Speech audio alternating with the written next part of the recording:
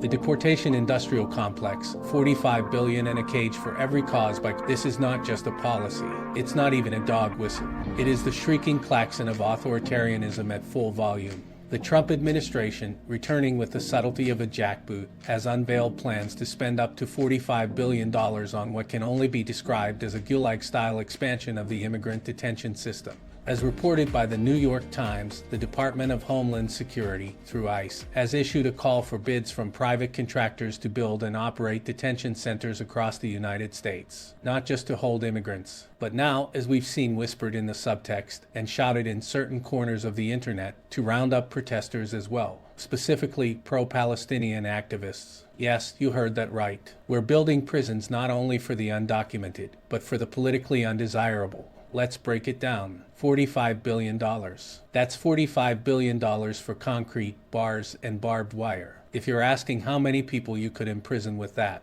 let's do the math. ICE currently spends about $142 per person per day on detention. That means $45 billion could detain roughly 317 million bed days. Spread over a year, that's enough capacity for over 850,000 people every single day. For perspective, there are estimated to be 11 million undocumented immigrants in the U.S. And as for Palestinian protesters, if you count everyone who marched, rallied, and raised their voice since October, that's maybe 500,000 Americans, students, professors, veterans, clergy, being told their activism might soon come with a prison cell. So who exactly do they plan to lock up in these shiny new facilities? Let's be clear, this isn't about immigration. This is about retaliation, about control, about criminalizing dissent, about putting a price tag on protest and calling it national security. This is the merger of two American obsessions, mass incarceration and private profit.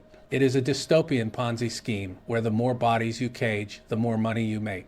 A guaranteed return on investment if the investment is in fear. This is what happens when you start calculating human rights in contract terms. This is fascism with a spreadsheet. And the real kicker, they're not just planning this, they're planning to pre-authorize it. The ICE proposal would allow the agency to issue orders instantly as money becomes available. No debate, no delay, no vote. A turnkey totalitarian state, ready to activate at the stroke of a pen. To the protester, to the immigrant, to the activist, they're building these camps for you, and to the corporations lining up for a slice of that $45 billion pie. I ask, when did your business model become help the government round up civilians? For perspective, we spend the following on human services. Supplemental Nutrition Assistance Program. Federal spending on SNAP totaled around $113.1 billion, offering food purchasing assistance to low-income individuals and families. Temporary assistance for needy families. The federal government contributed approximately $16.5 billion to TANF, which provides financial assistance and support services to low-income families with children.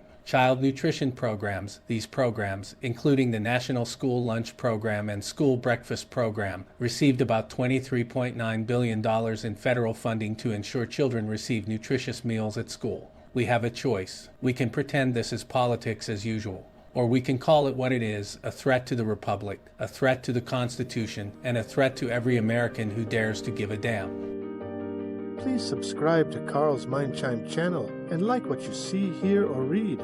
Mind chimes are not easy and take serious work. So if you read on Substack, watch on YouTube, or listen wherever you get your podcasts, let's support Carl's obsession.